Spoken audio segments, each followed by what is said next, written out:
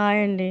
ఈరోజు నేను ఇన్స్టెంట్‌గా దోస చేస్తున్నాను. దీనికోసం అయితే నా దగ్గర బియ్యం పిండి ఉందనమాట. అలాగే కొద్దిగా మైదా అండ్ బొంబాయి రవ్వని కొంచెం మిక్సీ పట్టి కలిపాను. బియ్యం పిండి, మైదా, బొంబాయి రవ్వ వేసి కొద్దిగా సాల్ట్ వేసి ముందైతే ఆ మొత్తం పొడి పిండిని మంచిగా మిక్స్ చేశాననమాట. దీంట్లోకి నేను ఒక 2 పచ్చిమిర్చి, ఒక ఉల్లిగడ్డ, అలాగే జీలకర్ర వీటిని ముందుగానే మిక్సీ పట్టి పెట్టుకున్నాను. అల్లము చిన్న చిన్న ముక్కలు చేద్దాం అనుకున్నాను ఫస్ట్, కానీ అల్లము విడిగా లేదండి. సో అల్లం వెల్లుల్లి పేస్ట్ ఉందన్నమాట. సో ముందుగా అయితే అది కూడా కొద్దిగా వేసాను. ఏదైతే నేను మిక్సీలో పట్టి పెట్టుకున్నానో అది మొత్తం కూడా ఇందులో వేసాను అనమాట. ఆ మిక్సీలో పట్టిన పదార్థాలన్నీ కూడా ఉల్లిగడ్డ, పచ్చిమిర్చి, జీలకర్ర మాత్రమే.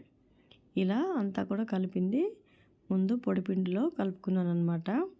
ఇలా కలిపి తర్వాత కొంచెం వాటర్ యాడ్ చేసుకుంటూ కొద్దిగా వాటర్ యాడ్ చేసుకుంటూ దీన్ని నేను పలసగా మన దోశ పిండి ఎలా అయితే మనము బియ్యం పప్పు నానబెట్టి మిక్సీలో పట్టుకుంటామో అలా దోశ పిండిలాగా కొద్దిగా వాటర్ యాడ్ చేసుకుంటూ మొత్తం మిక్స్ అయ్యేలాగా కలుపుకున్నాను అనమాట. ఫస్ట్ బ్యాటర్ని ఉండలు లేకుండా అంటే లంప్స్ అనేవి రాకుండా చక్కగా కలిసేటట్టుగా కలుపుకున్నాను. కొద్దిగా వాటర్ పోస్తున్నాను, ఒకేసారి వాటర్ పోయలేదన్నమాట. ఫస్ట్ కొంచెంగా కలుపుకుంటూ ఆ తర్వాత మనకు కావాల్సినంత కన్సిస్టెన్సీలోకి అడ్జస్ట్ చేసుకుంటూ వాటర్ని కలుపుకున్నాను అనమాట. దోశ అయితే ఎలా వస్తుందో అలా దోశ పిండి కంటే కూడా కొంచెం పల్చగా అంటే ఇంకా కొంచెం పల్చగా ఉండేటట్టు కలుపుకున్నాను అనమాట. సో ఇది బియ్యం పిండి కాబట్టి నాకు మ్యాక్సిమం ఉండలు కట్టలేదు. అదే మనకి గోధుమ పిండో బియ్యం లేదంటే మైదా పిండో అయితే మనము కలుపుతున్నప్పుడు ఉండలు వస్తుందన్నమాట.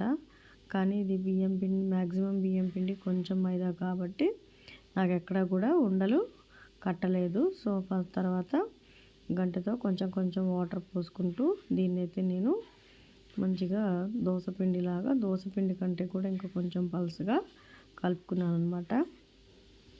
సో చూడండి, ఇప్పుడు ఇలా కలుపుతున్నప్పుడు అయితే దీంట్లోకి మనం ఒక 1/2 కప్పు పెరుగు కూడా యాడ్ చేసేసుకోవచ్చు. స్మూత్గా వస్తాయి దోశలు.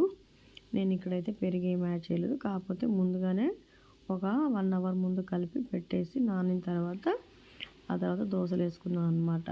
దీంట్లో మనం బొంబాయి రవ్వ వేసాం కదా, బొంబాయి రవ్వ వల్ల క్రిస్పీనెస్ వస్తుంది. అది బొంబాయి రవ్వ వేయటం వల్ల కొంచెం సేపు నానాలన్నమాట, లేదంటే అలాగే రవ్వ అంతా ఉడకకుండా ఉంటుంది. సో కొంచెంసేపు మూత పెట్టేసి దీన్ని కొంచెంసేపు నాననిద్దాం. మ్యాక్సిమం 1 అవర్, మినిమము ఒక 1/2 అవర్ అలా పెట్టుకోవచ్చు అనమాట. మీరు టైంని బట్టి, మీకు ఎక్కువ టైము లేదు అనుకుంటే మీరు తొందరగానే దీన్ని వేసుకోవచ్చు ఒక 1/2 అవర్ తర్వాత. సో ఇలా దోశపిండిలాగా అయిన తర్వాత దీన్ని మాత్రం చక్కగా ప్యాన్ మీద వాటర్ కొట్టేసి ఆ తర్వాత ఈ బ్యాటర్ని పలసగా దోశలాగా మీరు వేసుకొని దాని తర్వాత ఆయిల్ వేసేసుకొని దీన్ని 2 పక్కల కూడా చక్కగా కాల్చుకోవాలి. ముందు కొద్దిగా బ్యాక్ సైడ్ ఎర్రగా అయ్యేటట్టు కాల్చుకున్న తర్వాత తిప్పేసి మళ్ళీ రెండో వైపు కూడా మంచిగా కాల్చుకున్నారనుకోండి